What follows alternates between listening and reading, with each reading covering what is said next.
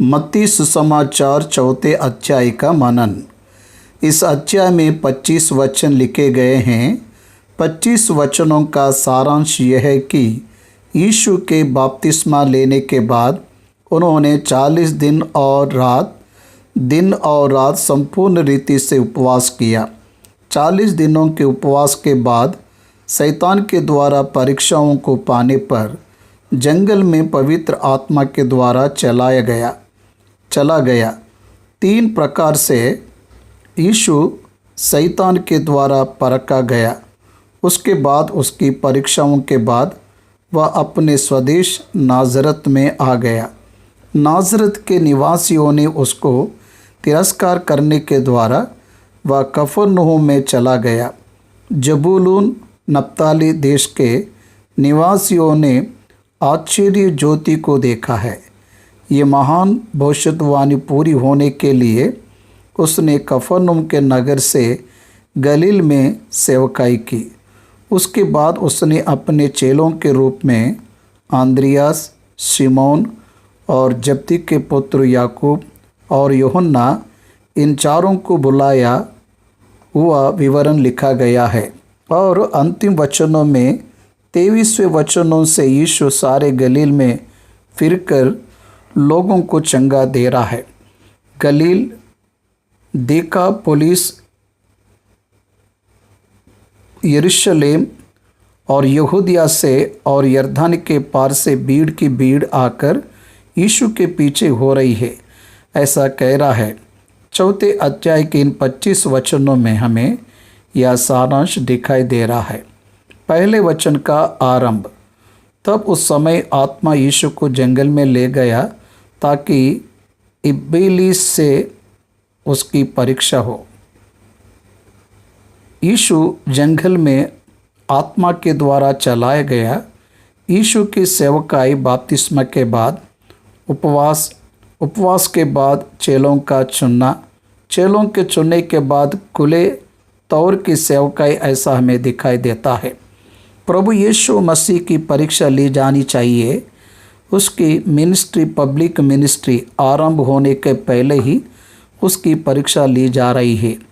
The divine methodology in ministries, सेवकाई के प्रति परमेश्वर का तरीका कैसा है, अर्थात सेवक की परीक्षा लेने के बाद ही सेवकाई को अनुमति देता है।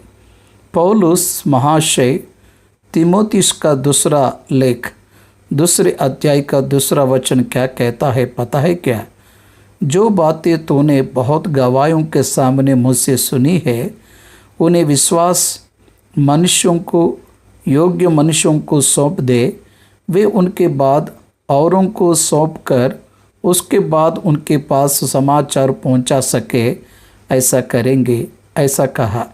सामर्थ्य, विश्वास, योग्यता के साबित होने के बाद ही, अर्थात परीक्षा के बाद ही सेवकाई में प्रवेश है। प्रभु यीशु मसीह ने 12 चेलों को यीशु मसीह ने तैयार करने के बाद, सेवकाई के लिए उन्हें तैयार करने के बाद, परीक्षा लेने के बाद ही उन्हें सेवकाई के लिए भेज दिया। इसलिए हर व्यक्ति सेवकाई के लिए कुछ पैस ऑफ मिनिस्ट्री में और कुछ नए भागों में जैसे जैसे प्रवेश कर रहे हैं, वे कुछ परिस्थितियों को पार करते हुए परखे जाते हैं। मूसा की 40 साल परीक्षा ली गई मिद्यान के जंगलों में। उसके बाद ही मिस्र की सेवकाई के लिए भेजा गया। यहोश मूसा के पास परखा गया। उसके बाद ही इस्राएलियों को कनान में ले जाने को भेजा गया। दाऊद वह अपने 30 साल की आयु में हेब्रोन में शासन के लिए विराजमान होने के पहले 10 साल परखा गया। साउल के द्वारा पीछा करते हुए परीक्षाओं का शिकार बना। उसके बाद ही राज्य में आया। किसी भी प्रकार की परीक्षाओं को ना देते हुए आया हुआ सोलोमोन गिर गया, पतन हो गया। परमेश्वर किसी को भी किसी प्रकार की सेवकाई बिना परखे नहीं सौंपता। परमेश्वर एक व्यक्ति को संपूर्ण रीति से परखकर उसकी फिटनेस साबित होने के बाद ही उसे वह सेवकाई देता है। यीशु मसीह के पास भी यही हुआ। इसमें हम ध्यान देने पर आत्मा यीशु को जंगल में ले गया ताकि शैतान से उसकी परीक्षा हो। यह आपको आश्चर्य नहीं लगता है? पवित्र आत्मा परमेश्वर ही यीशु मसीह को परीक्षाओं के लिए सौंप रहा है। आपको बाइबल में क्या समझ आ रहा है? हम परीक्षाओं के शिकार होने पर हमें ये नहीं सोचना है कि परीक्षा परमेश्वर को बिना पता चले परीक्षा हो रही है। God allows that test for us. उस परीक्षाओं को परमेश्वर हमारे लिए अनुमति दे रहा है। God tests but the devil tempts. परमेश्वर परखता है परंतु शैतान लुभाता है। Please understand the difference. कृपया अंतर को समझिए। याद रखिए, परमेश्वर लेने वाली हर परीक्षा लुभाना नहीं है। वह परीक्षा यह योग्य है ऐसा पता चलने की परीक्षा है। नहीं गिरेगा, नहीं गिरा हूँ ये बताने के लिए, उसे साबित करने के लिए यह परीक्षा है। यह मेरा सेवक है, यह योग्य है ऐसा परमेश्वर प्रकट करने के लिए लेने वाली परीक्षा है। परंतु शैतान परखता नहीं, लुभाता है। परमेश्वर परखता है, शैतान लुभाता है। शैतान का लुभाना लुभाए जाने वाले व्यक्ति का नाश और पतन है। परमेश्वर लेने वाली परीक्षा देने वाले व्यक्ति का आशीष और उसका दृढ़ रहना है। ये अंतर सभी को समझना है। पवित्र आत्मा परमेश्वर ये क्या है? पवित्र प्रभु यीशु मसीह की परीक्षा लेने के लिए वही स्वयं ले जाना क्या है? हाँ, God is in control of our lifes. हमारे जीवनों में परमेश्वर अपने संपूर्ण प्रभाव और अधिकार को रखता है, नियंत्रण को रखता है। यह हमें स्वीकार करना ही है। यीशु ने अपने जीवन को परमेश्वर के हाथों में सौंप दिया।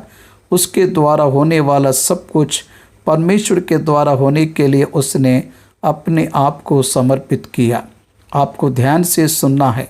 शैतान लुभाने वाला है। उस लुभाने वाले के हाथ परमेश्वर ही सौंप रहा है। ये यहाँ पर एक छोटी कहानी बताऊंगा, ध्यान से सुनिए। परखने की आवश्यकता क्या है आपको इस कहानी में पता चलेगा। एक राजा अपने इकलौते पुत्र को बहुत ही लाड प्यार से बड़ा कर रहा है। वह अपने लड़कपन से जवानी में आते ही उसको उसके बाद राजा के रूप में तैयार करने के लिए इस युवराज का राजा के रूप में राज्याभिषेक करने के लिए उसे शिक्षा देने का सोच लिया। इसलिए वह सर्वप्रथम युद्ध की शिक्षा को सीखना है, पराक्रम सीखना है, युद्ध करना सीखना है। इसलिए वह राजा अपने पुत्र युवराज को लेकर जंगल में गया। जंगल में शेर, चीता, क्रूर मृग घूमते रहते हैं।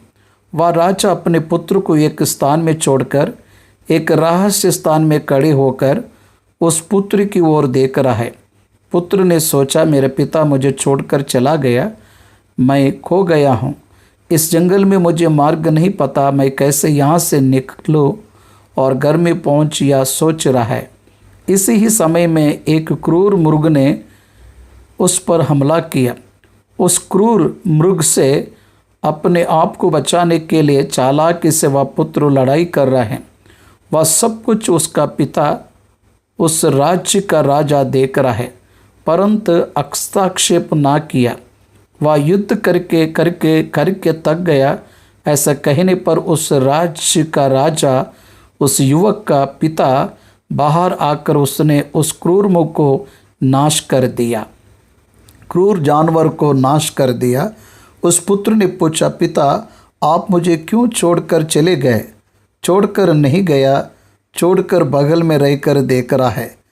उस युवराज को राजा ने परीक्षा के लिए सौंप दिया, वह युद्ध सीख पाने के लिए सौंप दिया।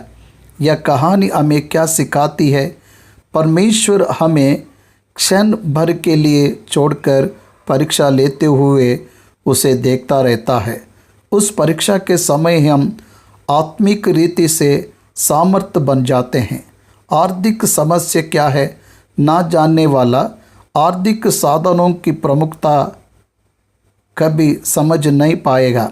समझ लीजिए, बीमारी क्या है ना समझ आए तो स्वास्थ्य की महानता, भलाई प्रभाव क्या है किसी को भी समझ नहीं आता। प्राण संकट समझना आए तो प्राण का मूल्य कभी समझ ना आएगा।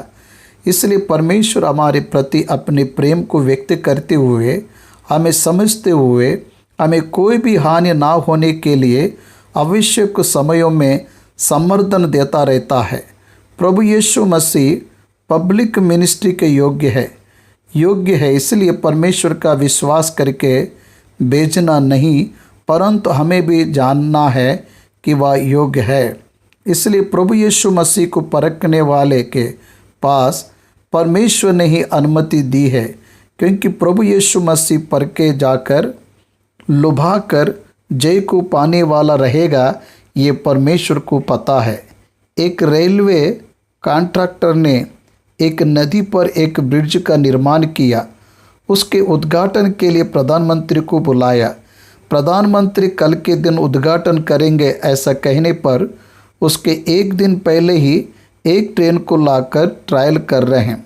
एक जवान उस इंजीनियर को पूछ रहा है, साहब आप क्यों इस रीति से ब्रिज के आरंभ होने से पहले ही वाहन को भेज रहे हो? ऐसा पूछा है युवक, इसे ट्रायल रन कहते हैं, इस ब्रिज की परीक्षा कर रहे हैं, ऐसा कहा। ये क्या है? कल उद्घाटन होने वाले की परीक्षा करना क्या है? गिरेगा या नहीं, इसलिए यह परीक्षा है क्या? ऐसा पूछा। भाई गिरेगा या नहीं इसलिए यह परीक्षा नहीं है, ये परीक्षा इसलिए है कि वह ब्रिज नहीं गिरेगा, सामर्थ्य है, मजबूत है, बलवंत है, ऐसा बताने के लिए यह परीक्षा है। क्यों ये परीक्षा है? ये ब्रिज नहीं गिरेगा ऐसा बताने के लिए ये परीक्षा है। समझ आ रहा है या नहीं? गिरेगा करके जानना ही प्रभु यीशु मसीह की परीक्षा लेने के लिए सौंपने का कारण है। परमेश्वर कभी भी किसी को नहीं लुभाता, लुभाने में नहीं गिराता, संकट में गिरने नहीं देता, अर्थात हारने नहीं देता है। इसलिए मनुष्य हो तो परमेश्वर उसे बलवंत करता है। हर मनुष्य को परमेश्वर बलवंत करता है, परीक्षाओं में हारने नहीं देता है। उस पर विश्वास रखने वाले इस विधान को समझ सकते हैं। यीशु की इब्लीस से परीक्षा हो, इब्लीस अर्थात शैतान, दुष्ट आत्माओं की शक्ति। हर मसीह विश्वासी को एक परम सत्य जानना है। अब विश्वास में आकर बपतिस्मा लेने के तुरंत बाद शैतान आपको विविध प्रकार की परीक्षाओं का शिकार बनाता है। संभल जाओ। प्रभु यीशु मसीह एक खेत के विषय में विवरण देते हुए विविध भूमि के विषय बताता है। अच्छी भूमि पर गिरा हुआ बीज 60 गुना 100 गुना फल लाया है, ऐसा बताया। पथरी भूमि जल्दी ही होकर सूख गया, ऐसा कहा। बीज झाड़ियों में गिरे और झाड़ियों ने बढ़कर उन्हें दबा डाला, ऐसा कहा। दूसरे बीज को पक्षियों ने आकर चुग लिया और ऐसा कहा। बीज बोने वालों के दृष्टांत में क्या सिखाया?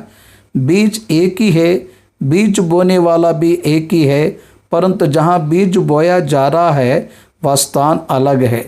बोने वाले स्थानों में तैयार की हुई अच्छी भूमि ने जिस प्रकार से फल लाया है, उस प्रकार से उन तीनों स्थानों की भूमि फल को ला ना सकी।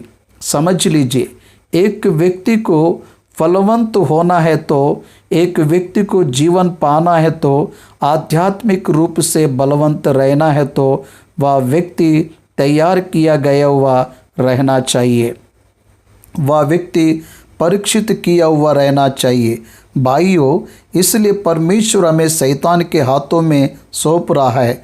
युद्ध में निपुण बनाने के लिए दाऊद के लिए परमेश्वर ने शाऊल को चुनकर शाऊल के द्वारा उस पर विपत्ति लाकर, पलिश्तियों के द्वारा विपत्ति लाकर उस युद्ध में जय पाने वाले के समान बना दिया। हाथों में युद्ध, उंगलियों में युद्ध परमेश्वर ने सिखाया। कितना आश्चर्य है। इसलिए परमेश्वर यीशु को शैतान के हाथों में सौंप रहा है, परीक्षा लेने के लिए अनुमति दे रहा है। आपके जीवनों में परीक्षा आती है तो भयभीत ना होना। आपके परमेश्वर ने उन्हें आपके सामने ले आया है, उस पर जय पाने के लिए ले आया है, उस पर सामना करने के लिए ले आया है। आपको गिराने के लिए नहीं, आपको हराने के लिए नहीं। इस विषय पर आपको ध्यान देना है। मेरे सामने के 30 सालों की सेवकाई के जीवन में आर्थिक परिस्थितियों की परीक्षाएं आती गई है, परंतु कभी कमी घटी ना होते हुए, सेवकाई ना रुकते हुए, सेवकाई ना डगमगाते हुए, रद्द ना होते हुए चलता आया है। जबकि सहायता तभी ही भेजता है। मुझे फाइनेंशियल रिजर्वेयर नहीं है।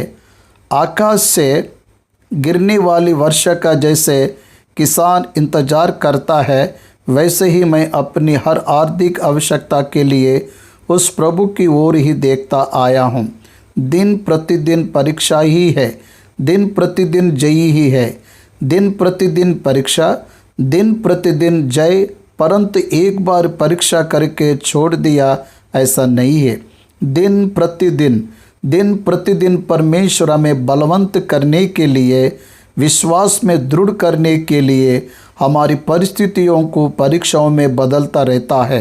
प्रभु यीशु मसीह की परीक्षा लेने की क्या आवश्यकता है? हाँ, आवश्यकता है। वह नहीं गिरेगा, ये इस संसार को जानना है। उसके शैतान पर जय को पाने के बाद ही पब्लिक मिनिस्ट्री में आया। आज अनेक लोग पब्लिक मिनिस्ट्री में रहकर, खुले तौर की सेवकाई में रहकर नेत्र की आशा, शरीर की आशा, जीविका के घमंड में गिर रहे हैं। तुम्हारे ही कारण मेरा नाम अन्य जातियों के बीच अपमान को पा रहा है। इन उपदेशों के विषय में प्रभु बातें कर रहा है। You must be tested, you must be tested. आप निश्चय परखे जाना है। भाइयों और बहनों, यूसुफ 13 साल परखे जाने के बाद ही मिस्र में अधिकारी ठहराया गया। दानियल परखे जाने के बाद ही अधिकारी ठहरा गया। श्रेयस के दिनों में मुर्दकै परखे जाने के बाद ही अधिकारी के पद पर ठहराया गया। मूसा परखे जाने के बाद ही नायक के पद पर ठहराया गया। दाऊद परखे जाने के बाद ही राजा के पद पर ठहराया गया। इसलिए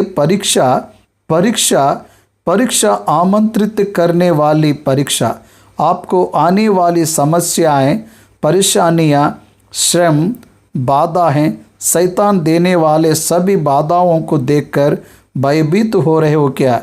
भयभीत मत होइए। वह सभी स्टेपिंग स्टोन्स आपको ऊंचाई पर ले जाने के लिए एक एक कदम को परमेश्वर एक एक परेशानियों के द्वारा, कुछ परीक्षाओं के द्वारा उसकी तैयारी करता है। परमेश्वर हमें कभी परखने वाले के हाथ नहीं सौंपता। परखने वाले से छुड़ाने वाला परमेश्वर परखने वाले के हाथ क्यों सौंपेगा? कभी भी उस प्रकार से नहीं करेगा। पवित्र आत्मा परमेश्वर ने यीशु को जंगल में ले गया। वहाँ पर यीशु ने 40 दिन की उपवास की प्रार्थना की। प्रचारक को उपवास की प्रार्थना आवश्यक है, यह हमें समझना है। बिना उपवास की प्रार्थना के द्वारा शैतान को हरा नहीं सकते। ऐसा प्रभु यीशु मसीह ने स्वयं अपने चेलों से कहा। एक दिन बेहोश हुए एक पुत्र को लेकर आकर पिता ने यीशु के चेलों से विनती की कि आप इसे चंगा करिए, परंतु वे उसे चंगा नहीं कर पाए। वह पिता यीशु के पास आकर, तेरे चेले कुछ नहीं कर पाए, तुझसे संभव हो तो मेरी सहायता कर। ऐसा कहने पर प्रभु ने तुरंत चंगा कर दिया। प्रभु कह रहा है, बिना उपवास की प्रार्थना के द्वारा इस प्रकार का ये छोड़कर जाना असंभव है। एक व्यक्ति, एक सेवक उपवास की प्रार्थना के द्वारा आध्यात्मिकता में दृढ़ हो जाता है। शैतान पर जय पाने वाले आध्यात्मिक वीर के समान तैयार होगा। प्रभु यीशु मसीह के सामने रहने वाले महान युद्ध सेवकाई का युद्ध, उसके लिए वह 40 दिन के उपवास के साथ तैयार हुआ। मूसा ने 40 दिन का उपवास किया। उस प्रकार से वह उपवास के द्वारा आध्यात्मिक रीति से परमेश्वर के समीप रहकर एक विशेष समय को परमेश्वर के साथ व्यतीत करके महानायक के समान बढ़ता चला गया। याद रखिए, इसलिए उपवास के द्वारा ही प्रभु यीशु मसीह उन परीक्षाओं को जीत सका। जिस उपवास के साथ जय पाया, परखने वाले ने उस उपवास का उपयोग कर परीक्षाओं को ले आया। The more you prepare for God, the more you will be tempted by the devil spirit. परमेश्वर के लिए आप जितना काम करना चाहेंगे, जितना बलवंत काम करना चाहेंगे, जितने सामर्थ्य के साथ आरंभ करोगे, उतना लुभाने वाला आप पर समस्याओं को ले आएगा, उतने बाधाओं को ले आएगा।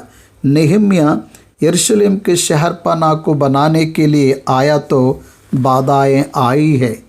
प्रार्थना से, उपवास की प्रार्थना से उसका सामना किया। एस्तेर ने देश को बचाने के लिए, उसकी प्रजा को बचाने के लिए 3 दिन उपवास की प्रार्थना की। दानियल ने 21 दिन उपवास रहकर प्रार्थना किया। एलिया ने उपवास रहकर प्रार्थना किया। समझिए, मूसा ने उपवास रहकर प्रार्थना किया। दाऊद ने उपवास रहकर प्रार्थना किया। इसलिए सारे भक्त उपवास रहे हैं।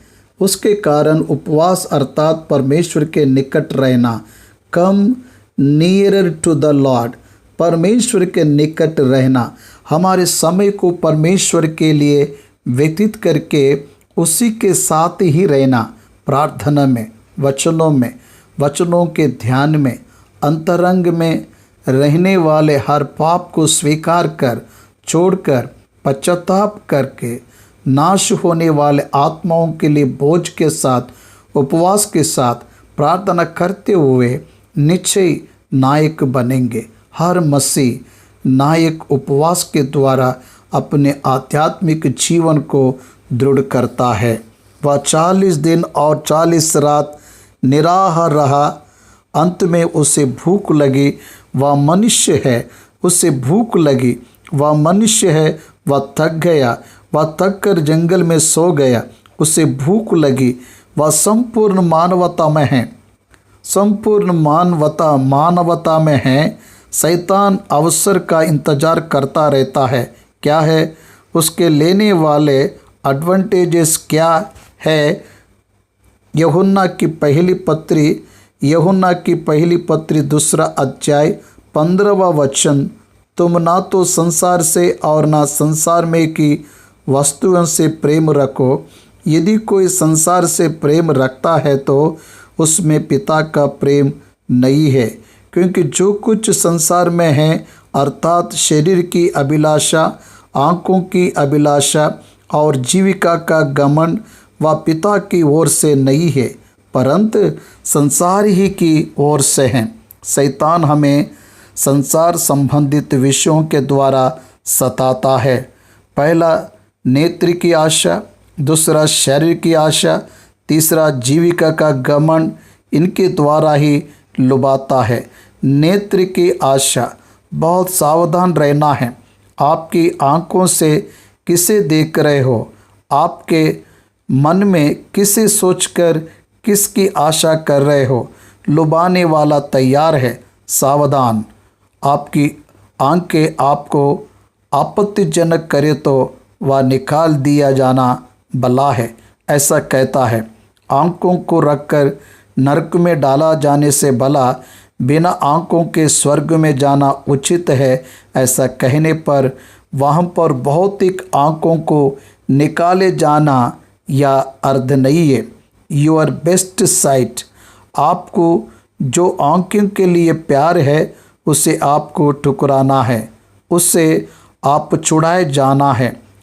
उसके लिए हाथ मत फैलाना, उसके लिए प्रथम स्थान ना देना।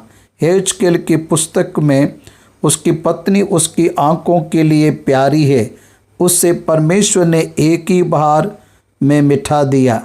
हेजकेल परमेश्वर के बातों के अधीन हुआ, इसलिए नेत्र की आशा, शरीर की आशा, जीविका का घमंड, इन तीनों के द्वारा ही शैतान लुभाता है। सावधान, यह तीन परीक्षा ही यीशु मसीह पर आए हैं, इसलिए ध्यान दे तो देखिए, शैतान प्रभु की परीक्षा लेने पर तीसरा वचन, वह परखने वाला यीशु के पास आया। वह परखने वाला वह कहाँ पर है जो उखाड़ कर फेंका जाए? हे भोर के चमकने वाले तारे, तू क्यों कर आकाश से गिर पड़ा है? यशायाह की पुस्तक 14वें अध्याय में ये विषय दिखाई देता है। अब कैसे काटकर भूमि पर गिराया गया है। मैं अपने सिंहासन को ईश्वर के तारागणों से अधिक ऊंचा करूंगा और उत्तर दिशा की ओर छोर पर सभा के पर्वत पर विराजूंगा। हाँ, शैतान परमेश्वर के सिंहासन पर अपने आप को ऊंचा करने की सोच के कारण परमेश्वर ने उसे गिरा दिया। वह और उसके दूत इस संसार पर शासन कर रहे हैं। वायुमंडल के अधिपति उसका नाम, आकाश मंडल के दुष्ट आत्माओं का समूह उसके नीचे हैं। इफिसियों की पत्री 6वें अध्याय के 12वां वचन में ये बातें दिखाई देती है। इसलिए यह परखने वाला या शैतान यीशु के पास आया। बहुत से विश्वासी अभी भी एक सोच में रहते हैं, वह यह है कि शैतान हमारे पास नहीं आता, शैतान हमें देखकर भाग जाता है, ऐसा सोचते हैं। शैतान आया है, गॉड अलाउड हिम, इसलिए शैतान आता है। एक बात बताऊंगा, सुनिए। स्पर्जन नामक एक महान सेवक कहानी के रूप में इसे बताया जाता है। एक दिन शाम के समय में फसलों में से, खेतों में से, वृक्षों में से, बागों में से सुसमाचार के लिए पैदल चला जाता है। शाम के समय उसी मार्ग में फिर रिटर्न आते समय शैतान एक वृक्ष पर जाकर उस वृक्ष के डाली को हिलाकर उसे डराने को देखता है। उस सेवक ने हंसते हुए कहा, क्या है, हर दिन पीछे ही रहता था, आज क्यों वृक्ष पर गया है? ऐसा कहने पर उस वृक्ष का हिलना रुक गया। ऐसा कहते हैं, इसे सपने के रूप में बताते हैं। उसके जीवन में हुआ या नहीं पता नहीं, परंतु सपने के रूप में बताते हैं। शैतान हमेशा आपके पीछे रहता है, आपके साथ रहकर आपको गिराने के लिए नित्य काम करता ही रहता है। यीशु के पास शैतान आया। देखिए, यहाँ पर प्रभु की परीक्षा ले रहा है। यदि तू परमेश्वर का पुत्र है तो कह दे कि ये पत्थर रोटियां बन जाए। यदि तू परमेश्वर का पुत्र है तो ध्यान दे रहे हो क्या कह रहा है? परमेश्वर का पुत्र है तो ये क्या है? वो तो परमेश्वर का पुत्र ही है ना। देखिए, सर्वप्रथम प्रश्न, परमेश्वर का पुत्र है तो ऐसा प्रारंभ किया यहाँ पर, और यीशु ने अभी सेवकाई प्रारंभ नहीं की है। क्रूस के पास भी यही प्रश्न आया, तो परमेश्वर का पुत्र है तो देखिए, प्रोवोकिंग हिम, उसको सवाल कर रहे हैं। क्यों? शैतान को पता नहीं है क्या कि यीशु परमेश्वर का पुत्र है? वही शैतान परमेश्वर का पुत्र हमें पीड़ा ना दे। मरकुस की सुसमाचार 5वां अध्याय, मरकुस सुसमाचार 5वां अध्याय 7वें वचन में देखिए, ऊंचे शब्दों से चिल्लाकर कहा है, हे यीशु परम प्रधान परमेश्वर के पुत्र, तुझे हमसे क्या काम है?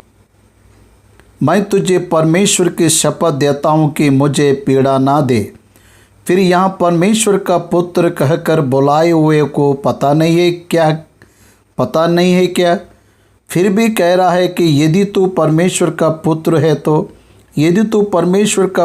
है तो इस वाक्य से परीक्षा करने का प्रयत्न कर रहा है। It is your biological need, शरीर की आवश्यकता है, भोजन है। इसलिए शरीर को आवश्यक भोजन अभी तुझे आवश्यक है। तो परमेश्वर का पुत्र है, तुझे अधिकार है, इसलिए तो इस पत्थर को रोटी बना ले ऐसी आज्ञा दी। ये पत्थर रोटियां बन जाए ऐसी आज्ञा दे। यहाँ पर कुछ विषयों को आपको बताना है, ध्यान से सुनिए। पत्थर को रोटी यीशु बना सकता है या नहीं? नंबर 1, इस प्रश्न को हमें सोचना है। कर सकता है। पानी को दाखरस में बदलने वाला क्यों नहीं कर सकता? कर सकता है। पत्थरों से इब्राहिम को बच्चे उत्पन्न कर सकता है, ऐसा लिखा हुआ है, तो वह कर सकता है। मिट्टी से मनुष्य को बनाने वाला कर सकता है। भूमि से पौधों को उगाने वाला कर सकता है। यहाँ पर कर सकता है या नहीं ये प्रश्न नहीं है, परंतु करूं या नहीं ये प्रश्न है। तुम्हें पत्थर को रोटी बनाना है क्योंकि तू परमेश्वर का पुत्र है, इसलिए you need to prove yourself as the son of God. यदि तू परमेश्वर का पुत्र है तो if you are the son of God,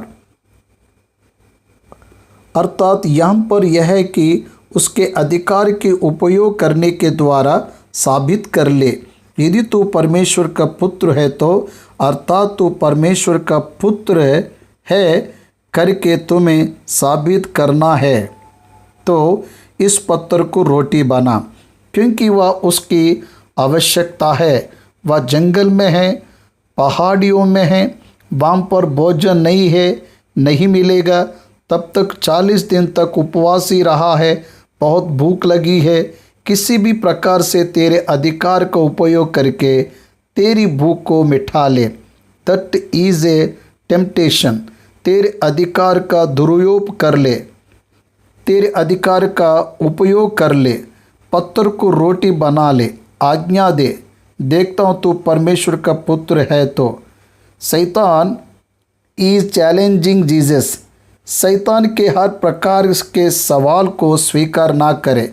सावधान, वह हमें प्रश्न क्यों करता है पता है क्या? सेल्फ गोल करने के लिए, सेल्फ विकेट होने के लिए, हमारे द्वारा हम ही गिर जाने के लिए, हमारे द्वारा हम ही हार जाने के लिए, हमारे द्वारा हम ही उसके अधीन होने के लिए। किसने बताया पत्थर को रोटी बनाएगा तो ही परमेश्वर का पुत्र ठहरेगा क्या? पत्थर को रोटी ना बनाए तो परमेश्वर का पुत्र नहीं रहेगा क्या? इस विषय को उत्पत्ति के 3 अध्याय में शैतान आवाज़ से बातें करते समय कहता है, उस फल को खाने वाले दिन तुम नहीं मरोगे, तुम परमेश्वर के समान बनोगे, ऐसा कहा। वे परमेश्वर के समान ही है, परमेश्वर के स्वरूप और रूप में बनाए गए हैं। फिर से उनका परमेश्वर के समान बनाना क्या है? इसलिए वे समझ नहीं पाए। शैतान ने उनकी परीक्षा लेने पर वे गिर गए। They try to test their own self by eating the fruit. उस फल के खाने के कारण वे परीक्षा में पढ़कर गिर गए। Same devil, same type of temptation. वही शैतान उसी प्रकार की परीक्षा, पहले दूसरों की परीक्षा लेने के समान ही आपकी परीक्षा लेगा। उत्पत्ति की पुस्तक में पोतीपर की पत्नी यूसुफ की परीक्षा लेते हुए आई है। हर दिन बातें करते हुए आई है, हर दिन परखते हुए आई है। जब कोई नहीं था उसे पकड़कर उसे उसके साथ कुकर्म करने को कहा। Same type of temptation will get every young man. हर जवान इस प्रकार की रीतियों में ही परीक्षा का सामना करता है। इसलिए पौलुस तीमुथियुस को लिखते हुए जवान अपने जवान के विषय में कोई तेरी जवानी को तुच्छ ना समझने पाए, ऐसा कहा। तेरी जवानी के विषय में कोई तेरी जवानी को तुच्छ ना समझने पाए। इसलिए शैतान की तरीका सर्वदा समान है, उसके अग्नि के तीर एक ही है। इफिसियों की पत्र में उसे बुझाने के लिए सामर्थ्य के लिए प्रार्थना करने को कहा गया है। भाइयों और बहनों, यदि तू परमेश्वर का पुत्र है तो परमेश्वर के पुत्र होने पर भी पत्थर को रोटी बनाने की आवश्यकता नहीं है। उसके पास अधिकार रहने पर भी उसे उस समय शैतान की बातों के द्वारा अधिकार के उपयोग करने की आवश्यकता नहीं है। शैतान के प्रश्न पर क्रिया करने की आवश्यकता है ही नहीं है। तब हमें सांत्वना देने वाला यह है कि परमेश्वर का वचन। प्रभु यीशु मसीह ने तुरंत ही एक बात कहा।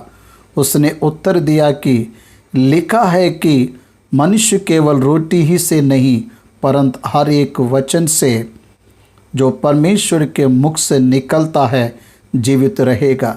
मनुष्य केवल रोटी ही से नहीं, फिर किसके द्वारा जीवित रहेंगे? परमेश्वर के मुख से निकलने वाले वचनों के द्वारा जीवित रहेगा। देखिए, हमारा विश्वास क्या है?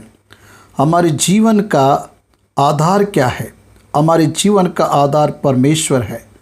मनुष्य के पाप करने से पहले, आदम और हव्वा के पाप करने से पहले उनके जीवन का आधार क्या है? भौतिक भोजन है क्या? नहीं, वह भौतिक भोजन इच्छापूर्वक खा रहे हैं, परंतु वे बिना भौतिक भोजन के नहीं जिएंगे। ऐसा है क्या? नहीं है ना। बिना भौतिक भोजन के नहीं जिएंगे, ऐसा है ही नहीं। इसलिए आपको समझना है परमेश्वर का वचन हमें क्या बता रहा है। आदम का जीवन परमेश्वर के ओर से आता है। आदम का जीवन परमेश्वर के ओर से आता है। भौतिक जीवन, आध्यात्मिक जीवन भी आदम को परमेश्वर के ओर से ही आए हैं, परंतु भोजन निरोध नहीं, स्वैच्छिक है। एक बार आप व्यवस्था विवरण 8वां अध्याय 3 वचनों में आइए। व्यवस्था विवरण 8वां अध्याय 3 वचन पढ़ूंगा। इसलिए कि वह तुझको सिखाए कि मनुष्य केवल रोटी ही से नहीं जीवित रहता, परंतु जो वचन यहोवा के मुँह से निकलते हैं उन्हीं से वह जीवित रहता है। समझ रहे हो क्या? इस्राएल तुझको सिखाए, इसलिए उसने तुझको नम्र बनाया और भूखा भी होने दिया। फिर वह मन्ना जिसे ना तू और ना तेरे पूर्वज ही जानते थे, वही तुझको सिखलाया। एक्सलेंट है प्रियो, वेरी एक्सलेंट। स्वर्ग से पहुँचाए हुए मन्ना का आधार भूमि पर कोई फसल नहीं है। इसलिए भूमि से संबंधित किसी भी मटेरियल का बिना पोषण करते हुए तेरे जानने के लिए तुझे भूखे होने देकर तेरे भूख को मिटाने के लिए स्वर्ग से स्वर्गदूत भोजन करने वाले मन्ना को भेजा है। इसलिए तुम्हें क्या समझ आता है? मनुष्य केवल रोटी ही से जीवित नहीं रहता, यहोवा के मुंह से निकलने वाले वचनों से जीवित रहता है। The word of the God will give you the life. 119 भजन में तेरे वचन ने ही मुझे जिलाया है, मेरे दुख में मुझे शांति उसी से हुई है, ऐसा कहा। वचन जीविता है, जिलाता है। वचन जिलाता है। परमेश्वर के मुंह से निकलने वाला वचन अर्थात वचन ही जिलाता है। वचन ही जिलाता है। 3.5 साल के शमरोन के सामर्थ्य अकाल में एलिया का पोषण किया हुआ क्या है? परमेश्वर का वचन। परमेश्वर का वचन ने उसका 3.5 साल तक पोषण किया है। परमेश्वर का वचन सुनने वाले के जीवनों में भौतिक संबंधित वस्तुओं में किसी भी प्रकार की कमी घटी नहीं होती है। परमेश्वर की इच्छा के अनुसार की सेवकाई में हर प्रकार की वस्तुओं को परमेश्वर ही बेचता है करके बहुत से सेवक अनुभव के साथ कहते हैं, मनुष्य केवल रोटी ही से नहीं, परमेश्वर अपने वचन के द्वारा भी पोषण करता है। याकूब बेतेल में परमेश्वर के साथ बातें करते हुए कहता है कि मेरे जाने वाले स्थानों में रहने के लिए स्थान, रहने के लिए निवास, खाने के लिए भोजन, पहनने के लिए वस्त्र देने पर तू मेरा परमेश्वर ठहरेगा। दिया है या नहीं? निवास दिया है या नहीं? भोजन दिया है या नहीं? पानी दिया है कि नहीं? वस्त्र दिया है कि नहीं? सुरक्षा दिया है कि नहीं?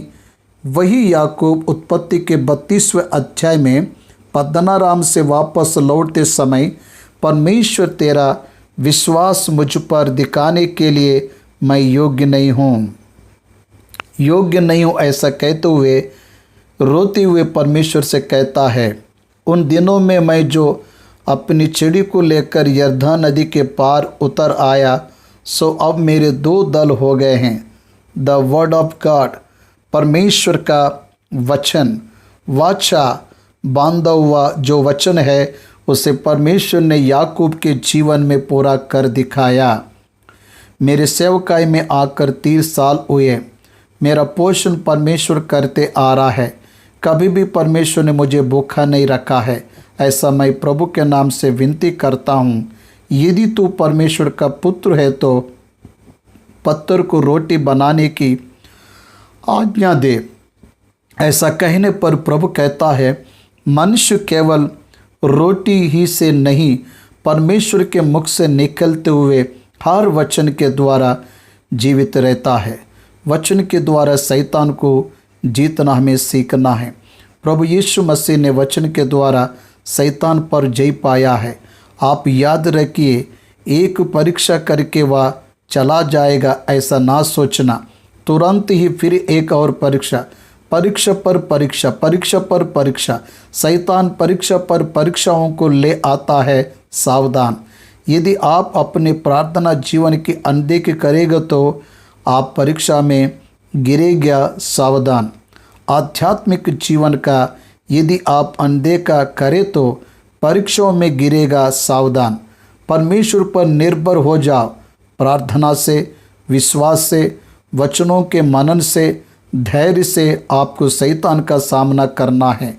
इफिसियों की पत्री 8वें अध्याय में सर्वांग वचन को धारण करने को कहा है, धार्मिकता के जिलम को पहनने को कहा, विश्वास के डाल का धारण करने को कहा है, वचन के डाल को लेने को कहा है, उद्धार का टोप लेने को कहा है, तैयार के सामर्थ्य को रखने को कहा है, सच्चे को कमर में कसकर बांधने को कहा है। You must where is spiritual garments. युद्ध के लिए तैयार होने वाला एक भौतिक सैनिक जिस प्रकार से टोप, डाल, तलवार, कवच धारण करता है, वैसे ही सत्य को, धार्मिकता को, पवित्रता को, वचन को, विश्वास को आज आप धारण कर शैतान की तीरों को बुझाने को कहा गया है। शैतान के हर प्रकार की परीक्षाओं को जीतने के लिए आपको वचन, विश्वास, उद्धार का अनुभव, सत्य, इनका जीवन आप में रहना है। 5वां वचन, तब इब्लीस उसे पवित्र नगर में ले गया और मंदिर के कंगूरे पर खड़ा किया। उससे पूछ रहा है, यदि तू परमेश्वर का पुत्र है तो देख रहे हो क्या इस पॉइंट को नहीं छोड़ रहा है। तू परमेश्वर का पुत्र है तो try to prove yourself to the world. संसार में तू अपने आप को सामर्थ्य साबित कर, तू ही वह है करके साबित कर ले। क्यों साबित करना है? क्यों साबित करना है? किसे मानने के लिए साबित करना है? साबित ना करे तो वह परमेश्वर का पुत्र नहीं ठहरेगा क्या? समुद्र इसके अधीन है, ये कौन है करके वे सब उनसे बहुत डरने लगे। उसके वचन के द्वारा बहुत से मछली पकड़े गए। उसके वचन के द्वारा मृत लाजर बाहर आया। उसके वस्त्र को छूने पर लहू बहने वाली स्त्री चंगी हो गई। उसके धैर्य से कहने पर मरी हुई चोटी जीवित हुई। उसके कहने पर पीड़ित लोग खुले कान वालों के समान हो गए। उसे किस पर साबित कर? फिर से दूसरी परीक्षा में ऊंचे नगर में ले जाकर ऊंचे मंदिर के शिखर पर ले गया। बहुत से लोग सोचते हैं मंदिर के पास हम रहेंगे तो हम पर परीक्षा नहीं आएगी, इसलिए बहुत से लोग मंदिर में जाकर वास करें तो काफ़ी है। परमेश्वर के मंदिर में भूत नहीं आएंगे ऐसा सोचते हैं। परमेश्वर के मंदिर में गए तो काफ़ी है, अब शैतान हमें परीक्षा नहीं देगा ऐसा सोचते हैं। परंतु देखिए, मंदिर में नहीं, मंदिर के शिखर पर खड़ा करके परीक्षा ले रहा है। जानिए कि शैतान क्या है। अंधविश्वास के शिकार ना बनिए। मंदिर में आए तो आशीष है, या सोच आज दौड़ते हुए चला आ रहा है। मंदिर में आ जाए तो आपको शैतान कुछ नहीं कर सकता। आपके घर में रहने से अच्छा मंदिर में रहना भला है, ये प्रचार है। ये प्रचार करते हुए कई सेवक लोगों को लूट रहे हैं। विश्वास मत करिए। मंदिर के शिखर पर, ऊंचे शिखर पर खड़ा कर वहाँ से कूदने को कह रहा है। मंदिर के शिखर से कूद जा। भजन की पुस्तक में लिखी हुई बात 91 भजन में लिखी हुई बात को शैतान याद दिला रहा है। केवल परमेश्वर ही वचन का उपयोग करता है ऐसा मत सोचिए। शैतान भी वचन का उपयोग कर भ्रम में डालता है। सावधान। इसलिए वह वचन किसे कभी क्यों बताया गया है उसने जाने तो आप भी वचन के द्वारा धोखा खाओगे। सावधान। वचन वचन है, सत्य है। वचन के अर्थ को गलत समझने पर वचन की पद्धतियों में भिन्न तरीके से वचन को समझे तो आप गिर जाओगे। हंसने के लिए एक बात बताऊं क्या, बहुत से लोगों को कैलेंडर्स के वचनों को पढ़कर जाने की आदत है। उनके इच्छुक वचन आता है तो वे आनंदित होते हैं, नहीं आए तो उसे अलग समझते हैं। कुछ लोग बाइबल ग्रंथ को आंख बंद करके खोलते हैं। आंखों के सामने जो वचन आए वह अच्छा है तो आनंदित होते हैं, अलग है तो नहीं करके फिर से खोलते हैं। एक व्यक्ति बाइबल को आंख बंद करके खोलता है। एक व्यक्ति ने आंख बंद करके बाइबल को खोलकर आंखों के सामने के वचनों को देखा। वहाँ पर यहूदा इस्करियोती फांसी लगाकर मर गए ऐसा लिखा था। उस पर उसने हाय, सुबह ही ऐसा वचन आया है, फांसी लगाकर मरने को आया है। नहीं, फिर से बंद करके एक और जगह पर खोला। वहाँ पर ये आया है कि तू भी जाकर वैसे ही कर, ऐसा लिखा था। एक तो यहूदा इस्करियोती के विषय में था, दूसरे के विषय में लिखा हुआ था। इन दोनों को लिंकअप कर रहे हैं। देख रहे हो क्या? जिसे बताया हुआ वचन उसी को, जिस संदर्भ में बताया हुआ वचन उसी संदर्भ को, जिस व्यक्ति से बात कर रहा है उसी व्यक्ति को, उसको लेकर हम स्पिरिटलाइज करने का प्रयत्न करते हुए स्पिरिटलाइज कहते रहते हैं।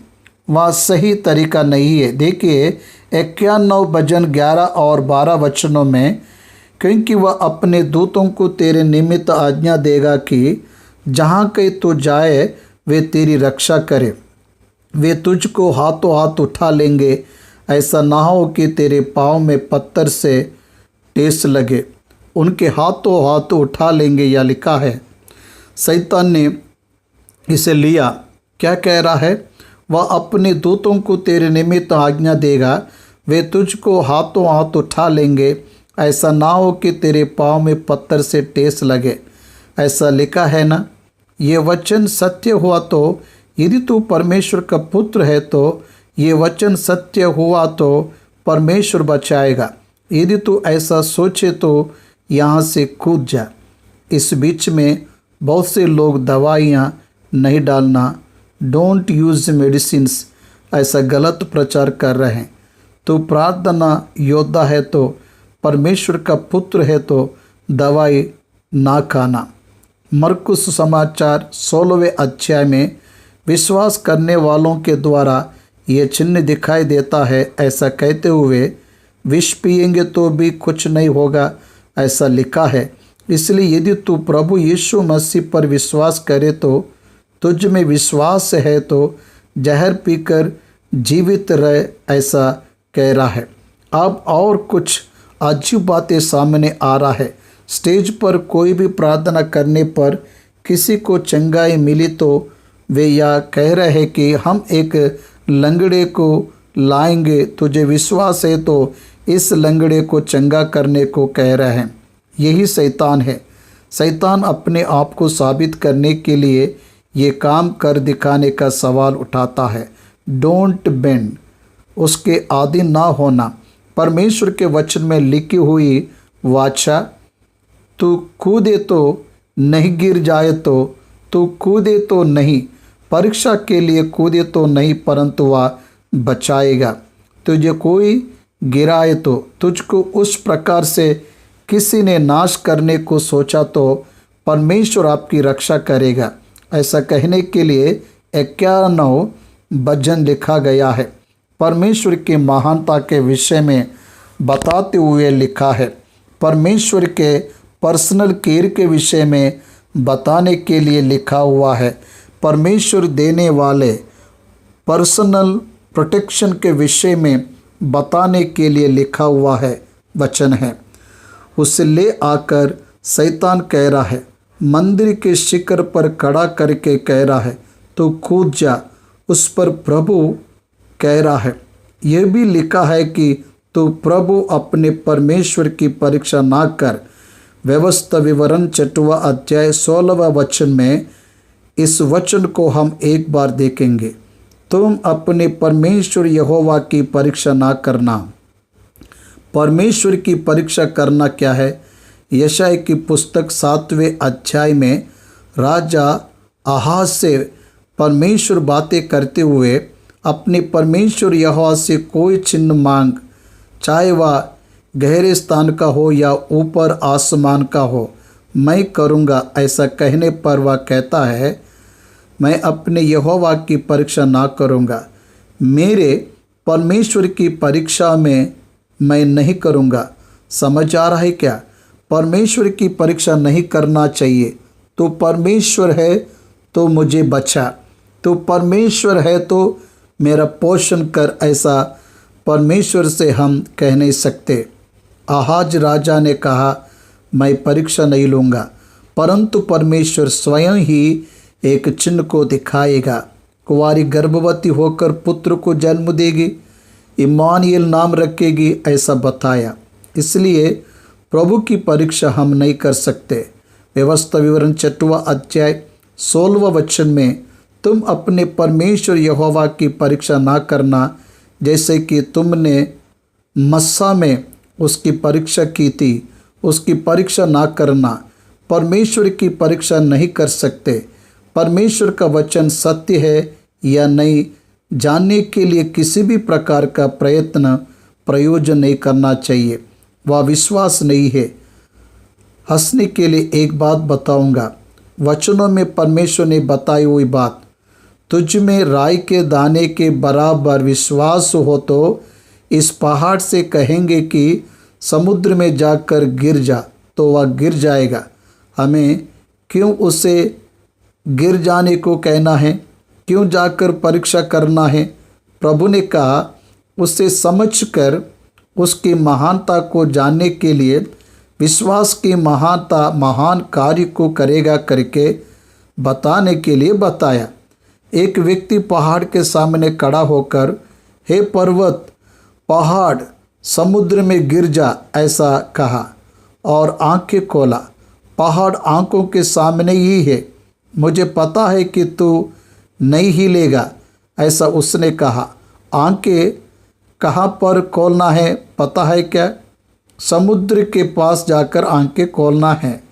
सचमुच वह विश्वासी है तो पहाड़ को समुद्र में गिर जाने को कहने पर यहाँ पर परीक्षा करना क्या है? वहाँ पर जाकर आंखें खोलकर देखना है, या देखना है या नहीं, वह सही है ना? इसलिए अनेक लोग वचन को गलत समझकर आज गिर रहे हैं। इसलिए परमेश्वर का वचन यहाँ पर है। ऐसा कहने पर उसके वाचाओं को हाथों में उठाकर उसके अनुग्रह का इंतजार करना है, परंतु वह वचन निश्चय पूरा होगा या नहीं, इसकी परीक्षा नहीं करना है, वह परमेश्वर की परीक्षा करना है। आज बहुत से लोग परमेश्वर से भाव तोल कर रहे हैं। परमेश्वर यदि मुझे ये दे तो मैं पालन करूँगा। गलत सोच। परमेश्वर के विषय में सही सोच नहीं है। इसलिए परमेश्वर कह रहा है, ये भी लिखा है कि तू अपने प्रभु परमेश्वर की परीक्षा ना करना। वचन का वचन से ही उत्तर, ये परमेश्वर का वचन का तरीका है। दूसरी परीक्षा पर उसने जय हासिल किया, फिर शैतान ने छोड़ दिया क्या? फिर से शैतान वह तीसरी परीक्षा के लिए तैयार हुआ। परीक्षा पर परीक्षा। परमेश्वर अनुमति देता है। आप परमेश्वर को जान ले। एक व्यक्ति व्यायाम पर व्यायाम करने पर एक महान बलवान देहधारी को वह पाता है ना। उसी प्रकार से परमेश्वर अनेक परीक्षाओं में ले चलते हुए बलवान करता है। इसे हमें निश्चय जानना है। 8वां वचन, शैतान फिर से यीशु को एक बहुत ऊंचे पहाड़ पर ले गया और सारे जगत के राज्य और उसका वैभव को दिखाकर उससे कहा कि यदि तू गिरकर मुझे प्रणाम करे तो मैं ये सब कुछ तुझे दे दूंगा। एक बहुत ऊंचे पहाड़ पर ले गया, ऐसा लिखा है। इससे कुछ बाइबल पंडितों ने यह कहा है कि ऊंचा पहाड़ अर्थात स्पेस में ले गया, ऐसा अर्थ है, क्योंकि भूमि के सभी राज्य दिखना है तो स्पेस से ही देखा जा सकता है, अर्थात अनंत विश्व में जाने पर ही दिखाई देते हैं। आकाश के विशाल स्थानों में जाने पर ही भूमि के राज्य दिखाई देते हैं। इसलिए प्रभु यीशु मसीह को उस स्पेस में ले गया। इफिसियों की पत्री 6वें अध्याय में वायुमंडल के अधिपति, ऐसा इसका नाम है। आकाश के दुष्ट आत्माएं इसके समूह है। इसलिए प्रभु ने शैतान के पाप करने पर, उसे टुकड़ा कर तिरस्कार करने पर, वह इन सभी पर अधिकार को रखकर उसने अपना नेटवर्क बना लिया। इसलिए प्रभु को उस स्थान में ले गया, ऊंचे स्थान पर ले गया, वहाँ से जगत के राज्य को दिखाया। नेत्र की आशा से टेम्प्ट कर रहा है। देखिए, बाइबल ग्रंथ में कुछ आशाओं के द्वारा परखे जाकर गिरे हुओं का हम मनन करने पर यहोश की पुस्तक में आकान नामक व्यक्ति वस्त्र के लिए, सोने के लिए, पट्टी के लिए गिर गया। आकान को पत्थर से मारकर घात किया गया। आकोर की तराइयों में उसे मिट्टी दी गई। उसी प्रकार से बाइबल ग्रंथ में एलिशा का चेला गेहाज नामान के पास वस्त्र और सोना ले आया। देखे, वह भी गिर गया। उसे और उसकी पीढ़ियों के लिए कोढ़ी रोग का संक्रमण हुआ। इसलिए इस नेत्र की आशा से, शरीर की आशा से, जीविका के घमंड से हर एक व्यक्ति का शैतान परीक्षा लेता है, क्योंकि हम शरीर में हैं। शरीर की कुछ आवश्यकता होती है। शरीर को सुख रहता है, शरीर को सुख पर अपेक्षाएं होती है, शरीर को आदर पाना है करके यह सोच रहती है। इन सभी के अतिरिक्त परमेश्वर के विरुद्ध एक व्यक्ति तैयार होने के लिए शैतान नेत्र की आशा, शरीर की आशा, जीविका का घमंड का उपयोग करता है। सारे जगत को दिखा रहा है, उसमें मूल्यवान वस्तुओं को दिखा रहा है, ना चुका सकने वाली उन सुविधाओं को दिखा रहा है। ये सब मेरा है, तुझे दूंगा, ऐसा कह रहा है। एक बार रुक जाइए। यूहन्ना सुसमाचार के 8वां अध्याय में प्रभु यीशु मसीह ने शैतान के विषय में, तुम अपने पिता शैतान से हो, वह झूठा है, झूठ का पिता है। तुम अपने पिता शैतान से कहो, शैतान हो, वह झूठा है, झूठा का पिता है। शैतान झूठ का पिता है। शैतान यीशु को कह रहा है, मैं राज्य को दूंगा। देगा क्या?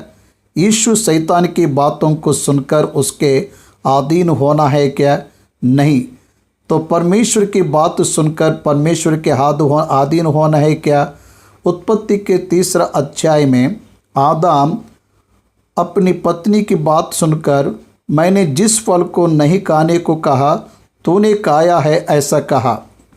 इब्राहिम से बात करने पर तूने अपनी पत्नी की बात सुनकर सारा के साथ गया, ऐसा परमेश्वर ने कहा। इसलिए किसकी बात किसे सुनना है? शैतान की बात सुनना है या परमेश्वर की बात सुनना है? तेरे गोद में सोने वाले होने पर भी विरुद्ध बातें करने पर उसकी अपेक्षा ना करना। पुराने नियम में पत्थरों से मारने को कहा, इसलिए आप ध्यान दीजिए, परमेश्वर को प्रथम स्थान देना है। तेरे परमेश्वर यहोवा से प्रेम कर, सेवा कर, आदर करने को कह रहा है। उसको छोड़ तो किसी को भी आदर के योग्य ना मानना। उस प्रकार तो मुझे गिरकर प्रणाम कर। देखिए, प्रभु यीशु मसीह को सारा राज्य दूंगा, ऐसा कह रहा है। फिर परमेश्वर प्रभु यीशु मसीह से क्या कह रहा है?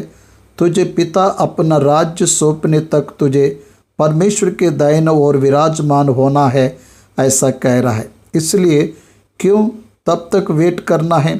पिता परमेश्वर के द्वारा तो राज्य को पाने तक क्यों वेट करना है? अब एक प्रणाम के द्वारा मैं इस राज्य को तुम्हें दे दूंगा। Which offer you want to receive? कौन सा ऑफर तेरे लिए अच्छा है, ये सोचने के लिए यीशु मसीह से कह रहा है। पिता परमेश्वर तो क्रूस पर मरने के बाद, पिता परमेश्वर तो यीशु मसीह क्रूस पर मरने के बाद, पुनरुत्थान होने के बाद, आरोहण होने के बाद, 1000 साल के शासन के बाद तब वह देगा। इसलिए कब मैं इन सब राज्यों को तुझे दूंगा? 1000 साल के शासन पर परमेश्वर सब राज्यों पर अधिकार देगा। तब तक वेट करना है। तब तक वेट क्यों करना है? एक प्रणाम मुझे कर, अभी दे दूंगा। शॉर्टेस्ट रूट, एक रास्ता मुझे कर, छोटा मार्ग, इन राज्य के लिए छोटा मार्ग है। मेरी बात सुनेगा या परमेश्वर की बात सुनकर क्रूस के द्वारा जाएगा? निर्णय कर ले करके शैतान सवाल कर रहे हैं। देखिए कितना कृत्रिम मन से वह सोचता है, कितने बुरे मन से वो सोचता है। तो गिरकर मुझे प्रणाम कर तो इस संसार की महिमा को तुझे दूंगा। आज बहुत से लोग परमेश्वर को छोड़कर शैतान के अधीन होकर उसे प्रणाम कर धनवान हो रहे हैं। शैतान एक व्यक्ति को धनवान बनाता है, इसका अर्थ उसके पाप के इच्छा के जीवन में जाने के बाद ही है। उसके मार्ग में धार्मिकता नहीं होती है, उसके मार्ग में सत्य नहीं होता है, उसके मार्ग में न्याय नहीं होता है। परंतु परमेश्वर के मार्ग में न्याय, सत्य, धार्मिकता, यथार्थता होती है। इसलिए कोई भी हो इस संसार की महिमा की आशा करने पर वह शैतान के अधीन हो जाते हैं। इस संसार के आदर के लिए तो कभी आशा ना करना। जो अपने आप को छोटा बनाएगा वह बड़ा किया जाएगा, ऐसा परमेश्वर का वचन कहता है। तुम्हारा आदर किया जाना है तो अपने आप को छोटा किया जाना है। God principle is different. परमेश्वर की पद्धतियाँ अलग है, शैतान की पद्धतियाँ अलग है। शैतान उसका तरीका यह है कि उसे प्रणाम करे तो, उससे गिरकर प्रणाम करे तो, अपवित्रता को, व्यभिचार को, अनैतिकता को, चोरी को, लूटने को अधीन हो तो प्रणाम करे तो, गिरकर प्रणाम करे तो इस संसार में महान बनाएंगे। बट द सेम टाइम उसी समय में इस संसार में महान बनाने के लिए दीन बनना है, ऐसा परमेश्वर का वचन बताता है। परमेश्वर के वचनों के अधीन रहना है करके परमेश्वर का वचन कहता है। भिन्न परिस्थितियों के बीच परमेश्वर के अधीन होकर परमेश्वर के वचनों के द्वारा शक्ति को द्वारा आशीषित होना है, ऐसा परमेश्वर का वचन कहता है। परंतु शैतान ऐसा नहीं कहता है। शैतान क्या कहता है? मुझे प्रणाम कर, मेरी पद्धतियों का पालन कर, मैं तुझे महान बनाऊंगा, ऐसा कहता है। इसलिए अधर्म के आशीष के रूप में बताने वाला शैतान के द्वारा दिया हुआ है। पाप के द्वारा आने वाली आमदनी के द्वारा बढ़ोतरी पाया हुआ व्यक्ति शैतान के द्वारा उस धन को पा रहा है। उसमें शांति नहीं है, उसमें आनंद नहीं है, उसमें संतुष्टता नहीं है, उसमें कुशलता नहीं है, उसमें धार्मिकता नहीं है। उसका वह अनुभव नहीं कर सकता। पंखों को धारण कर चला जाता है। अनेक लोगों का चरित्र हमारे आंखों के सामने दिखाई देता है। करोड़ों रुपयों को आक्रामक मार्ग में कमाकर गलत रास्ते में कमाकर खाने को ना मिलने वाली स्थिति में दुर्भाग्य हुए लोग दिखाई देते हैं। उससे कहा कि यदि तू गिरकर मुझे प्रणाम करे तो मैं ये सब कुछ तुझे दे दूंगा। 10वां वचन, तब यीशु ने उससे कहा, हे शैतान, दूर हो जा, क्योंकि लिखा है कि तू प्रभु अपने परमेश्वर को प्रणाम कर और केवल उसी की उपासना कर। व्यवस्था विवरण की पुस्तक 6वां अध्याय 13 वचन, डिटरनोमी 6 एंड वर्सेस 13, 6वें अध्याय के 13वां वचन में तो केवल अपने परमेश्वर यहोवा ही की सेवा करना। अभी भी यहूदी किसी के सामने सिर झुकाकर प्रणाम नहीं करते हैं। एस्तेर की पुस्तक में मर्दकै ने हामान के सामने सिर नहीं झुकाया। सिर ना झुकाने वाली प्रजा इस्राएली किसी और देवता के सम्मुख सिर नहीं झुकाते हैं। मूर्ति पूजा के सामने सिर नहीं झुकाते हैं। यहोवा को छोड़ और किसी को वह परमेश्वर के योग्य नहीं समझते हैं। भाइयों और बहनों, वही परमेश्वर है, उसे छोड़ और किसी की उपासना ना करना। मैं ही परमेश्वर हूँ, मुझे छोड़ तुम्हारे लिए और कोई परमेश्वर ना ठहरे। God is jealous. परमेश्वर किसी को भी अपनी महिमा देने वाला नहीं है। इसलिए प्रभु की ही उपासना करना करके एक और स्थान पर लिखा है, ऐसा कहा। तब शैतान उसे छोड़कर चला गया। 3 प्रकार की परीक्षा, नेत्र आशा, शरीर की आशा, जीविका का घमंड, इन तीनों पर प्रभु ने जय पाने के बाद ही सेवकाई में उन्होंने प्रवेश किया। नेत्र की आशा, शरीर की आशा, जीविका के घमंड पर जय ना पाने वाला सेवक सेवकाई के काम नहीं आता है। याद रखिए, सेवा करने वाला हर व्यक्ति इस पर जय पाना है। इसलिए अपने शरीर पर आपको जय पाना है, परमेश्वर के अधीन रहना है, तब ही आप विजयशील की सेवा कर सकते हो। 11वां वचन, तब शैतान उसके पास से चला गया और देखो स्वर्गदूत आकर उसकी सेवा करने लगा। यह सर्वप्रथम उसकी सेवा के लिए पब्लिक मिनिस्ट्री में आने के लिए इच्छा की हुई संगठना है। तो गेत्सेमनी बाग में वह उस रात पकड़े जाने के लिए रहने पर वह गेत्सेमनी बाग में प्रार्थना करने के लिए जाने पर उसका पसीना लहू के बूंदों के समान बहने पर स्वर्गदूत आकर उसकी सेवा करने लगे। ध्यान दे रहे हो क्या? उसके थक जाने पर, उसकी परीक्षा ली जाने पर स्वर्गदूत आकर उसकी सेवा करने लगे।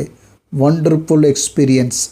वह किसी के साथ नहीं हुआ, प्रभु के साथ ही हुआ है, ऐसा हमें वचन बताती है। 12वां वचन, जब उसने यह सुना कि यूहन्ना पकड़वा दिया गया, यहाँ से हमें यीशु मसीह के खुले तौर की सेवकाई दिखाई दे रही है। मरकुस समाचार 1 अध्याय 14वां वचन, जब यीशु ने सुना कि यूहन्ना पकड़वा दिया गया, it is the sign for beginning of the public ministry of Jesus Christ. यीशु मसीह के खुले तौर के सेवकाई प्रारंभ होने के लिए यह सूचना है। वह यह है कि यूहन्ना बपतिस्मा देने वाला यूहन्ना बंदीगृह में डाला जाना, वह बंदीगृह में ही मर गया, इसलिए बपतिस्मा देने वाला यूहन्ना बंदीगृह में डाला जाना। बपतिस्मा देने वाला यूहन्ना के बंदीगृह में डाला जाने में दो प्रकार का अनुभव दिखाई देता है। पहला, बंदीगृह में उसके प्रवेश करने के बाद प्रभु ने पब्लिक मिनिस्ट्री स्टार्ट करने के बाद उसके पास यूहन्ना चेले को भेजा, तुम ही हो या हमें किसी और का इंतज़ार करना है। इसलिए उसके लाइफ स्पैन को हम देखें तो प्रभु की सेवकाई प्रारंभ होने के दिनों में ही उसे बी हेडेड, सिर काट कर मार डाला गया, ऐसा हमें समझ आता है। ध्यान दीजिए, बपतिस्मा देने वाला यूहन्ना की मृत्यु के बाद यीशु मसीह सेवकाई कर रहे तो प्रभु यीशु मसीह को ही यूहन्ना मरकर जीवित उठा है, ऐसा उन दिनों में सोचने वाले बहुत थे। इसलिए ये बंदी गृह में डाला गया। यीशु ने सेवकाई प्रारंभ किया। आप ध्यान दीजिए, सेवकाई नहीं रुक रही है, एक के बाद एक उस सेवकाई को आगे बढ़ा रहा है। इतिहास के सेवकों से लेकर हमारी पीढ़ी ने उसे ले लिया। हमारे पीढ़ी से हमारे आगे की पीढ़ी के सेवक सेवकाई को पाएंगे। सेवकाई नहीं रुकी, पीढ़ियाँ जा रही है, सेवकाई आगे बढ़ रही है। उसी प्रकार से प्रभु अपने सेवकाई को प्रारंभ कर रहे हैं। वह गलील को चला गया, प्रभु यीशु मसीह गलील में चला गया। गलील में ही नाजरत है, गलील में ही कफरनहूम भी है। जबूलून और नप्ताली नगर उस नगरों में ही हमें दिखाई देते हैं। इसलिए वह समुद्र के पार अन्य जातियों के गलील में जो लोग अंधकार में बैठे थे, उन्होंने बड़ी ज्योति को देखी है करके यहोश की पुस्तक 19वां अध्याय 10वां वचन और 32वां वचन में इसे भेजे जाने पर उन गोत्रों को दी हुई नगर और गांव का विवरण यहोश ने लिखा। उस नगरों में रहने वालों ने महान ज्योति को देखी है। यशायाह की पुस्तक 9वां अध्याय 2 वचन को एक बार हम पढ़ेंगे। यशायाह की पुस्तक में भक्त बहुत ही स्पष्टता से कह रहा है, 9वां अध्याय 2 वचन, तो भी संकट भरा अंधकार जाता रहेगा। पहले तो उसने जबूलून और नप्ताली के देशों का अपमान किया, परंतु अंतिम दिनों में ताल की ओर यरदन के पार की अन्य जातियों के गलील को महिमा देगा। कुछ दिनों में जबूलून नप्ताली नगर अपमान के शिकार किए गए नगर है, उसे महिमा में बदला दिया। क्यों? जो लोग अंधियारे में चल रहे थे उन्होंने बड़ा उजियाला देखा, और जो लोग घोर अंधकार से भरे हुए मृत्यु के देश में रहते थे उन पर ज्योति चमकी। प्रभु यीशु की सेवकाई गलील में बढ़ रही है। प्रथम यीशु की सेवकाई गलील में, गलील के चारों ओर की गई सेवकाई को यरूशलेम, यहूदियों में की गई सेवकाई को मत्ती सुसमाचारक कवर कर रहे हैं। मत्ती सुसमाचारक गलील की सेवकाई के विषय में लिख रहा है। गलील में जबूलून नप्ताली नगरों में रहने वालों ने बड़ी ज्योति को अर्थात यीशु मसीह को देख रहे हैं। वे आनंदित हो रहे हैं, उसके अद्भुत कार्यों के द्वारा आश्चर्यचकित हो रहे हैं। अन्य जाति रहने वाले उन स्थानों में परमेश्वर की बड़ी ज्योति को उन्हें दिख रहा है, ताकि जो यशायाह भविष्यद्वक्ता के द्वारा कहा गया था वह पूरा हो।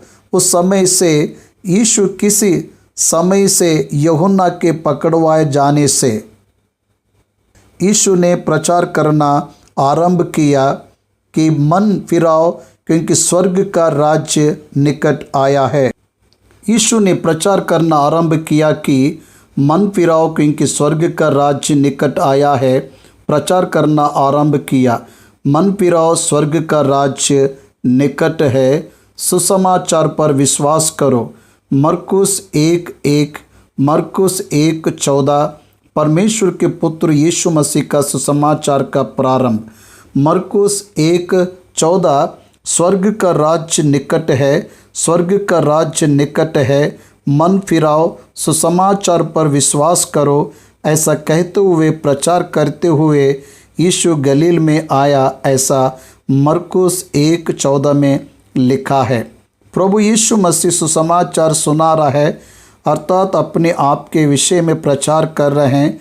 उसके द्वारा परमेश्वर संसार को देने वाले उद्धार के विषय में, नित्य राज्य के संदेश के विषय में यीशु प्रचार करते हुए गलील में आया। 18वां वचन, यीशु गलील की झील के किनारे फिरते हुए 18वां वचन से 22वां वचन तक 4 चेलों को उसने बुलाया। ये दोनों और वो दोनों सगे भाई है। आंद्रियास और पतरस भाई है। याकूब और यूहन्ना भाई है। आंद्रियास और शिमोन, आंद्रियास और शिमोन दोनों भाई है। वे मछुआरे थे। इनको समुद्र में जाल डालते हुए यीशु ने देखा। मरकुस सुसमाचार, जो सुसमाचार का प्रचार यीशु ने प्रारंभ किया है, ऐसा बताता है। मत्ती सुसमाचार, जिस सुसमाचार का प्रचार यीशु ने प्रारंभ किया, बताती है। उसके अनुबंध में वह चेलों को बुला रहा है। लूका सुसमाचार के 5वां अध्याय में पतरस को बुलाया हुआ पुकार हमें दिखाई देता है। पतरस को बुलाया हुआ पुकार सुनाई देता है। यूहन्ना के सुसमाचार में प्रारंभ के अध्याय में ही उसके आंद्रियास को बुलाना हम देखते हैं। आंद्रियास पतरस को यीशु के पास लाने वाला दिखाई देता है। पतरस को यीशु ने जाल को धोते समय बुलवाकर नाव को अंदर ले जाकर मछली पकड़ने को कहने पर 2 नाव के विस्तार मछलियों को वे पकड़ सके हैं करके लूका सुसमाचार 5वां अध्याय गवाही देता है। इसलिए सर्वप्रथम आंद्रियास को, उसके बाद पतरस को प्रभु ने बुलाया। पतरस नामक नाम उसने ही रखा है। उसका नाम शिमोन है, इसलिए हम उसे सीमोन पीटर कहकर पुकारते हैं। शिमोन माता पिता ने रखा हुआ नाम है। पतरस नामक नाम प्रभु ने रखा हुआ है। पतरस अर्थात पेट्रो, इस नाम से पीटर नामक नाम आया है। पेट्रो अर्थात पत्थर। पतरस तो पत्थर है, तुझ पर मैं कलीसिया को बनाऊंगा, ऐसा कहा है। देखे है ना। इसलिए पीटर नामक नाम, पतरस नामक नाम प्रभु ने दिया हुआ है। मत्ती सुसमाचारक शिमोन को पतरस कहकर लिख रहा है। वे मछुआरे हैं। उन्हें बुलाया और उनसे कहा, मेरे पीछे चले आओ, तो मैं तुमको मनुष्यों को पकड़ने वाले बनाऊंगा। वह तुरंत जालों को छोड़कर उसके पीछे हो लिए। लूका सुसमाचार 5वां अध्याय, लूका सुसमाचार 5वां अध्याय में प्रभु यीशु मसीह 10वें वचन में कहते हैं, याकूब और यूहन्ना, वैसे ही जब्दी के पुत्र याकूब और यूहन्ना को भी, जो शिमोन के सहभागी थे, उन्हें भी प्रभु बुला रहा है। देखिए, इस अध्याय में यीशु ने शिमोन से कहा, मत डर, अब से तो मनुष्यों को जीवित पकड़ा करेगा, क्योंकि वे चारों वहाँ पर है। लूका सुसमाचार 5वें अध्याय के प्रकार से पतरस के साथ याकूब और यूहन्ना दूसरे नाव से उसकी सहायता करने के लिए आकर उनकी मछलियों को भरकर बाहर लाए हुए नाव उनके हैं। इसलिए पतरस का नाव, यूहन्ना का नाव, दोनों भी नाव भर गए हैं। उनसे प्रभु कह रहा है, मत डरो, मनुष्यों को पकड़ने वालों के समान बनाऊंगा। उन्होंने उसे विश्वास कर उसके पीछे हो लिए। उन्होंने उस पर विश्वास कर उसके पीछे हो लिए और वहाँ से आगे बढ़कर उसने और 2 भाइयों अर्थात जब्दी के पुत्र याकूब और उसके भाई यूहन्ना को अपने पिता जब्दी के साथ नाव पर अपने जालों को सुधारते देखा और उन्हें भी बुलाया। जालों को छोड़ दिया, नाव को छोड़ दिया, अपने पिता को उसके कामगारों को पास छोड़ दिया। उन्होंने यीशु का पीछा किया। प्रेरितों में ये हमें दिखाई देते हैं। आंद्रियास, शमौन, पतरस, याकूब और यूहन्ना दिखाई देते हैं। फर्स्ट मार्टियर एक्ट्स 12:1 प्रेरितों के काम 12वां अध्याय 1 वचन में फर्स्ट मार्टियर फॉर क्राइस्ट याकूब हमें दिखाई देता है। पहले शहीद के रूप में याकूब हेरोदिस के द्वारा दुख दिलाकर मार डाला गया। ध्यान दीजिए, यूहन्ना को छोड़कर सब शहीद के समान प्रेरितों में मर गए हैं। इसलिए वचनों का मनन करने पर उन्हें प्रभु ने बुलाया। उन्होंने उसका पीछा किया। They believed in Jesus Christ. यीशु मसीह पर उन्होंने विश्वास रखा। उन्होंने यूं ही विश्वास नहीं रखा, उसके कार्यों को देखा, उसके उपदेशों को सुने हैं। उसने जिस प्रकार से बातें की, कोई भी कभी भी बातें नहीं किया है करके उन्होंने जान लिया। वह नित्य जीवन के बातों को रखने वाला है करके सीखा, उसका पीछा करना प्रारंभ किया। 3.5 साल वे यीशु के साथ रहे। प्रमुख चेलों में पतरस, याकूब और यूहन्ना, हमें ये तीनों भी inner circle of Jesus Christ disciples में यह तीनों भी प्रमुख दिखाई देते हैं। 23 वचनों से 25वें वचनों तक देखने पर प्रभु यीशु मसीह सारे गलील में फिरता रहा। परमेश्वर के राज्य के विषय में, सुसमाचार के विषय में प्रचार कर रहा है। लोगों की हर बीमारी को समाज के मंदिरों में उपदेश देने पर जिन्हें ले आया गया उन सबों को चंगा कर रहे हैं, जो नाना प्रकार की बीमारियां और दुखों में जकड़े हुए थे और जिनमें दुष्ट आत्माएं थी। मिर्गी वाले और जोरे के मारे हुए को उसके पास लाए और उसने उन्हें चंगा किया। प्रभु यीशु मसीह की healing ministry, teaching ministry and healing ministry, इन दोनों को भी उसने कर दिखाया, उपदेश दिया, चंगा भी किया। चंगा करने की सामर्थ उसमें थी। आपको समझना है, उसे चंगा करने की सामर्थ्य है। उसने चंगा किया, उसने हर व्यक्ति को उसने चंगा किया। यूहन्ना ने उसके सुसमाचार के अंतिम भाग में लिखा है, और भी बहुत से काम हैं जो यीशु ने किया। यदि वे एक एक करके लिखा जाते तो मैं समझता हूँ कि पुस्तक के जो लिखी जाती है वे जगत में भी ना समाती। ऐसा कहा। उतने महान कार्यों को उसने किया। जब वह उस प्रकार से गलील में चंगाई दे रहा है, उपदेश दे रहा है, फिर रहा है, वह एक स्थान पर रह नहीं पाया, एक स्थान पर रह नहीं गया, एक आश्रम बनाकर एक स्थान में रह नहीं गया। उसने जाकर सुसमाचार का प्रचार किया। यीशु ने फिरते हुए सुसमाचार का प्रचार किया। उसके द्वारा उसे विस्तार आदर मिला। गलील, डिकापोलिस अर्थात 10 सिटीज़, डिकापोलिस अर्थात 10 सिटीज़ हमें मरकुस सुसमाचार 5वें अध्याय में गिरसेनी नामक देश है, उसे देवताओं का देश कहते हैं। वहाँ 10 सिटीज़, 10 शहर, इसलिए डिकापोलिस कहा। डिका अर्थात 10, पोलिस अर्थात सिटी, पोलिस अर्थात सिटी, डिकापोलिस अर्थात 10 शहर, गलील का नगर, यरूशलेम यहूदियों का नगर। यरदान के पार महान जनसंख्या निकली, यीशु का पीछा कर रहे हैं। देखिए, उसके पहाड़ पर प्रचार प्रारंभ करने के पहले ही उसका नाम प्रसिद्ध था।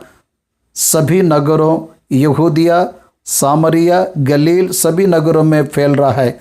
उसके अद्भुतों के द्वारा, उसके चंगाई करने के द्वारा, उसने बताए हुए उपदेशों के द्वारा उसका नाम विस्तृत होना प्रारंभ हुआ।